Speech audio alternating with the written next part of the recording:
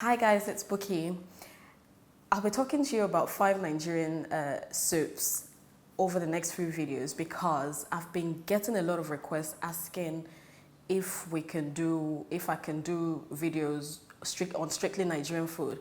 If you've been watching my videos in the past, you would see that I tend to do recipes that sort of alternative ways or alternative methods of doing the usual things that we do, like my oatmeal fufu, which I said could replace your eba, pounded yam, amala, or my video on banana pancakes, where we used bananas to make pancakes instead of the typical flour.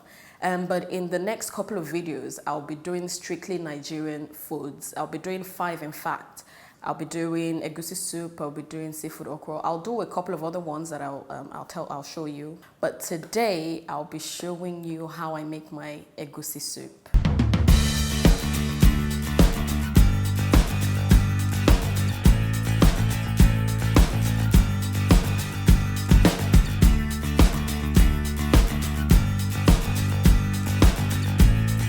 So guys, like I said, in this video, I'll be showing you how I make my Egusi soup. Now, this is my preference. Let me run through the ingredients with you, then I'll talk a bit more on how you can flip it. We'll be needing some crayfish. Actually, most importantly, we need the melon seeds, which is the ground egusi. You can blend this in the mill with crayfish and with dry pepper, but this has just been done plain. You need your ground melon, you need some meat, and this is beef and this is shaki, this is tripe. You need some tomato and pepper mix. This is the stock from boiling the meat. This is palm oil, this is bouillon cubes, salt to taste, and some onions. Now, I'm using beef and shaki because this is what I like. Some people use fish, some people use turkey, some people use chicken. You just use really whatever you want. Some people even cook it plain and then they eat it with stews, as we do where I come from. We eat everything with stew. No matter what the soup is, we eat it with stew. But I'm using just beef and shaki in this recipe. So let's start. I'll show you how I do it. First, you take your palm oil. First, you turn your gas on, not your palm oil. You turn your stove on and you put a dry pot and you put your palm oil in. This is about 2 cooking spoons of palm oil. You put in the pot. You allow the oil melt, but not overheat. You don't want it too hot. So first you want to add some water to the ground melon, just to make it into a paste. You don't want it too runny, as thick as possible. At this point, some people use blended onions instead of water. You put maybe a whole small or medium-sized onion in a blender with some water. You blend it finely and then you pour it into the melon to mix it. I just prefer to use water. Some people use stock, but let's keep it simple. I'll just use water in this episode. A little at a time.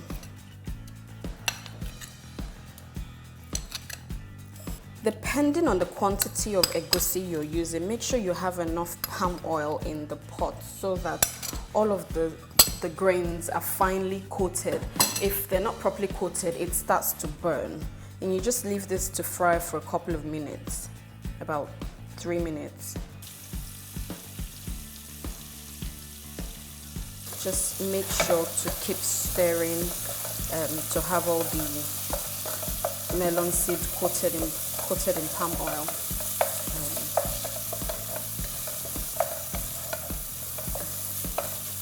So this is the frying of the egusi method.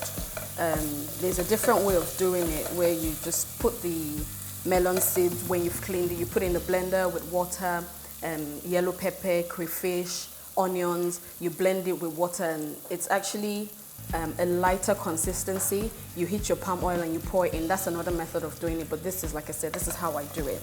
You just keep frying this for maybe another 5 minutes, stirring occasionally so it doesn't stick to the bottom of the pot.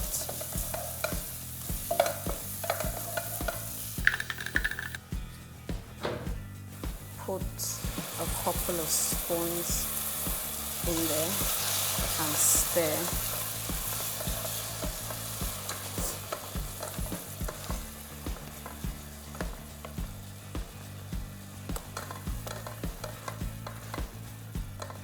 Again, let this cook for a couple of minutes just to dry out some of the water that was in the tatashe and rodo mix. You add the chopped onions.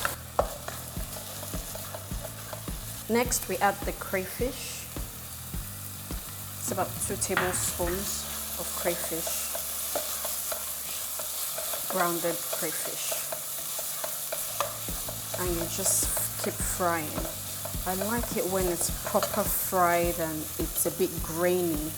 I just prefer it. Next, we add our beef stock. I'll put all of that in. That's about half a cup of beef stock. I haven't put any seasoning in because I have to get the stock in first so that I can taste for the salt and the Maggi level. So at this point, after the stock, I add in, this is where you add in whatever you're using, the smoked turkey, chicken, beef, tripe, fish, whatever you add in. Here's the beef and the shaki cut into small pieces.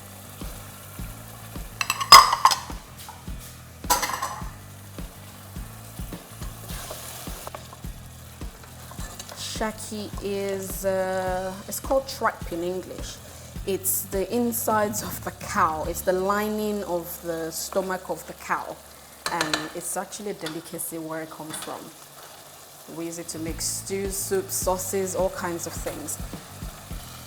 Like we're doing in this video. I'll just cover this and let it cook for about 5 minutes.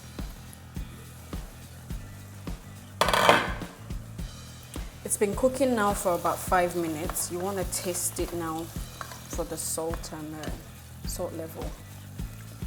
Okay, I'll add my 2 bouillon cubes at this point.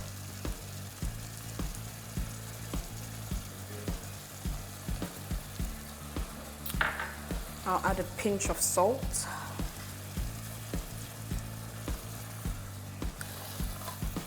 And just stir.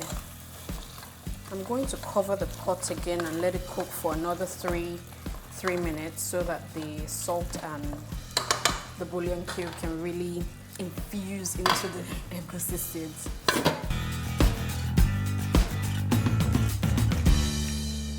Next, we're going to add our washed pumpkin leaves, which is washed ugu leaves.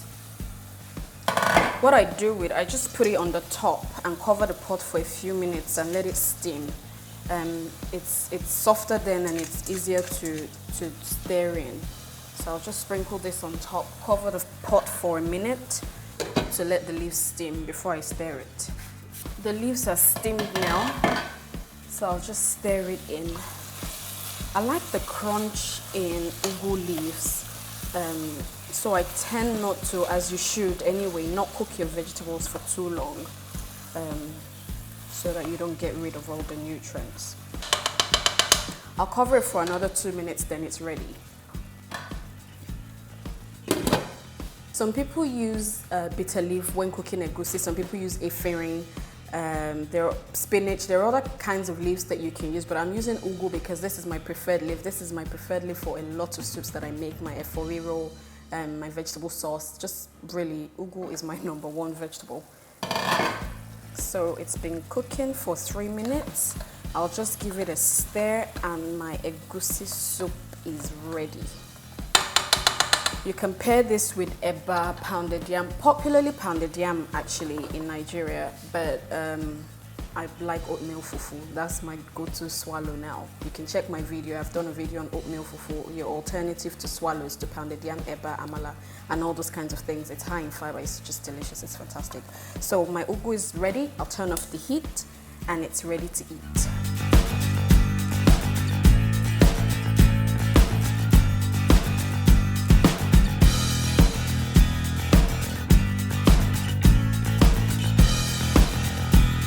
Thank you very much. Please subscribe to my channel and follow me on Twitter and Instagram at The Kitchen Muse. Bon appetit.